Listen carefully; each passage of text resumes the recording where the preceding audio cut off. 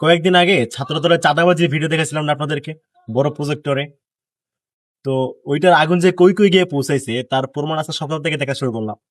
আজকে সকাল থেকে জাতীয়তাবাদী বট ফোর্সের সদস্যরা একটা ভিডিও ছড়াচ্ছে যে আমি নাকি চাঁদার জন্য কোন ব্যবসায়ীকে মারধর করেছি।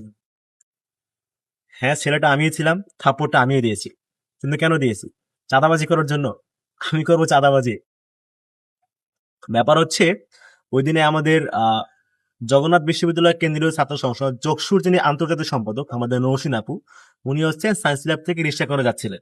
তো এই সময় ওই বদমাইশ লোকটা কই থেকে যেন এসে আপুর রিক্সায় উঠে বসে এবং টান দিয়ে ওনার নিকাবটা খুলে ফেলে এবং ওনাকে ফিজিক্যালি হেনস্থা করে। তো এইটা ঘটার পরে আপু আমাকে ফোন দেয়, আমি সেখানে যাই।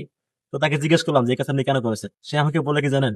সে বলে যে তার নাকি 10 বছর আগে কোন মেয়ের সাথে বিয়ে ঠিক হয়েছিল, সে ওই আপুকে নাকি দেখতে ওই মেয়ের মতো লাগে, এই কারণে সে হেনস্থা করেছে। এখন উত্তর শুনে আপনাদের কাছে মনে হতে পারে ওটা পাগল, বাট সে পাগল না। সে একজন পরিপূর্ণ সুস্থ মানুষ এবং সে এখানকার ব্যবসায়ী।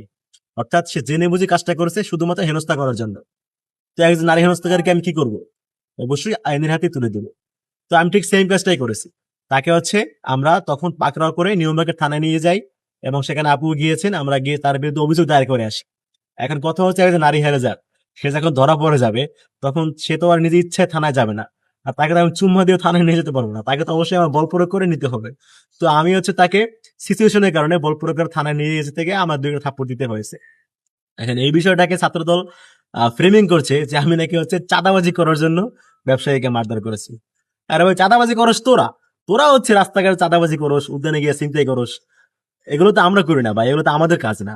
যদি আমাদের চাঁদাবাজি করার ইচ্ছে থাকতো বা এই ধরনের অন্যায় পথে অর্থ উপার্জনের ইচ্ছে থাকতো, তাহলে জুলাইয়ের পরে আমাদের অনেক বড় বড় অফার ছিল, অবৈধ অফার ছিল, কিন্তু আমরা ফিরেও তাকাই নাই।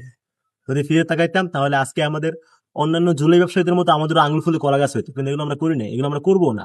এইটুকু নৈতিক অবস্থান আমার আছে এবং আছে বলে শিক্ষার্থীরা আমাদেরকে বেছে নিয়েছে।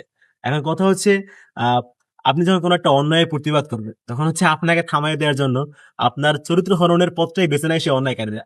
ছাত্রদল ঠিক সেম কাজটাই করতেছে।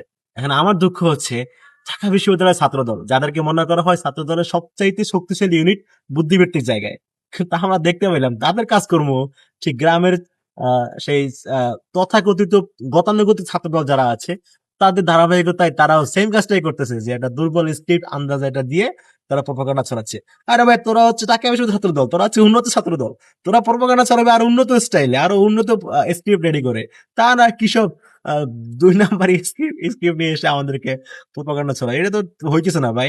আরো উন্নত স্ক্রিপ্ট নিয়ে আসো, আরো নতুন একটা মঞ্চায়ন করো। তোমাদের কাছ থেকে আমরা আরো সৃজনশীল প্রপাগান্ডা চাই।